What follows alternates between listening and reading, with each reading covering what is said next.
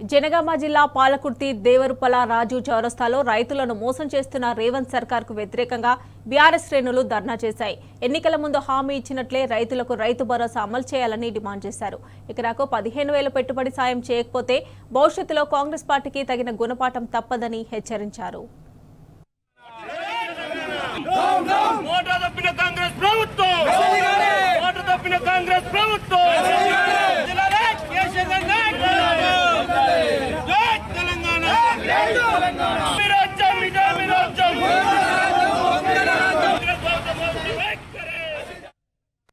కాంగ్రెస్ ప్రభుత్వం మరియు రేవంత్ రెడ్డి గారి నాయకత్వంలో పూటకో మాట మాట్లాడుతూ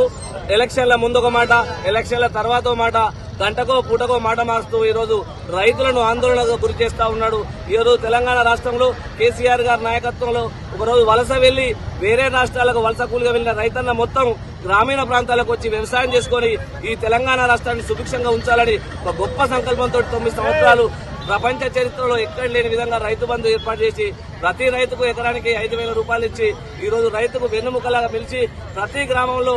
బీడుబడ్డ భూములు, బీడుబడ్డ రాగళ్లు కూడా ఈ రోజు పంట పొలాలుగా మారి అనేక లక్షల కోట్ల టన్నుల వరిధాన్యం మరియు ఇతర రైతుల పంటలన్నీ పండుతా ఉంటే ఈ రోజు రేవంత్ రెడ్డి రాగానే 5,000 కాదు బిచ్చవేస్తున్న రైతులకు మేము 7,500 ఇస్తాం చూడు, మరియు 15,000 ఇస్తాం సంవత్సరానికి బోకస్ మాటలు చెప్పి ఈ రోజు గంటకో మాట మారుస్తూ మరియు ఎలక్షన్లు రాకముందు ఒక మాట, ఎలక్షన్లు వచ్చిన తర్వాత ఒక మాట మాట్లాడుతూ ఇప్పుడు మొన్న